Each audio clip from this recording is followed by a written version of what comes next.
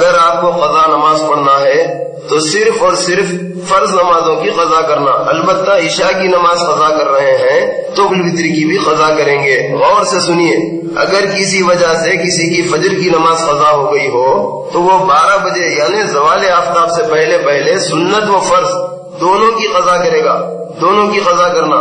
اگر کوئی شخص مسجد کو جائے، مسجد کو پہنچے اور اگر اس کو سنت نماز پڑھنے تک امام کے سلام پھیر دینے کا یقین ہو تو وہ سنت نہ پڑھے اور جماعت میں مل جائے۔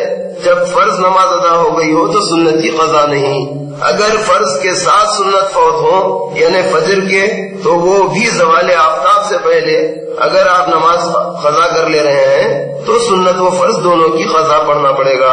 اگر ظہر کے وقت آپ کو یاد آئے تو آپ صرف اور صرف 2 رکعت فرض نماز کی قضا کریں گے، سنت کی نہیں، اور ظہر کی صرف 4 رکعت فرض نماز، اور عصر کی صرف 4 رکعت فرض نماز، اور مغرب کی صرف 3 رکعت فرض نماز، اور عشاء کی صرف 4 رکعت فرض نماز اور 3 رکعت وتر کی بھی قضا کریں گے۔ اس کیسٹ میں جو نماز بتائی گئی ہے وہ میرے حنفی مسلیوں کے لیے ہے، نماز کا جو طریقہ بیان کیا گیا ہے، مگر میرے شافعی بھائی بھی اس سے فائدہ اٹھا سکتے ہیں، بلکہ لفظ مسلمان بھائی اس سے فائدہ اٹھا سکتے ہیں، کیونکہ یہی کچھ آگے کچھ پیچھے یہی سب کچھ ان کو بھی پڑھنا ہوتا ہے۔ قرآن پاک کی صورتیں بھی وہ درست کر لے سکتے ہیں۔ جماعت سے نماز پڑھنے والے مقتدیوں کی نماز کا طریقہ تو میں بتا چکا الحمدللہ، اب مسبوق کی نماز کا طریقہ بھی سن لیں۔ مسبوق یعنی وہ شخص جو امام کچھ رکعتیں یا سب رکعتیں پڑھنے کے بعد آئے، یعنی اس کی 1 یا 2 یا 3 یا 4 رکعتیں چھوٹ گئی ہیں تو وہ تکبیر تحریمہ یعنی اللہ اکبر کہہ کر ہاتھ باندھ لے اور ثنا نہ پڑھے۔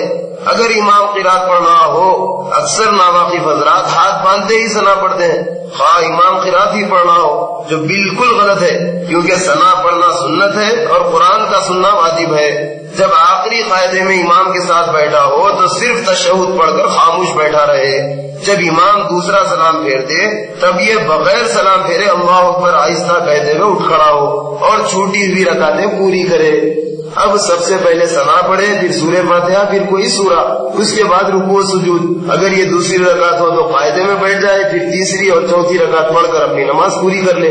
اس کو یہ خیال رہنا چاہیے کہ یہ اپنی چھوٹی ہوئی نماز پوری کر رہا ہے، امام کے ساتھ جو رکعت نہ مل سکی وہ رکعتیں ترتیب وار پڑھ لے۔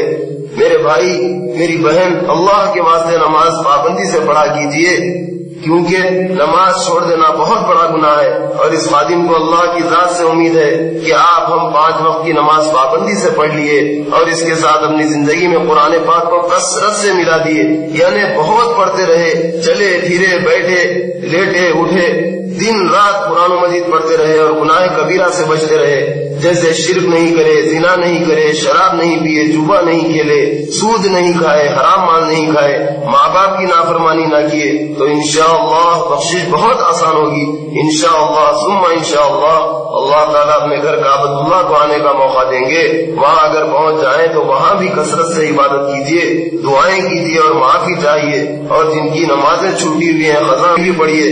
اب دعا فرمائیے اللہ ہماری اس محنت کو قبول فرمائے اور آپ لوگوں کے لیے اور اس خادم کے لیے اجر عظیم کا ذریعہ ہو اور ہماری نمازیں درست ہو جائیں، آمین۔ میرے بزرگوں، دوستوں، بھائیوں اور بہنیں، بالخصوص ان پڑھ، نابینا، کم بینائی والے، انگلش میڈیم والے اور ضعیف حضرات، ایک ضروری اعلان اور خوشخبری سنیے۔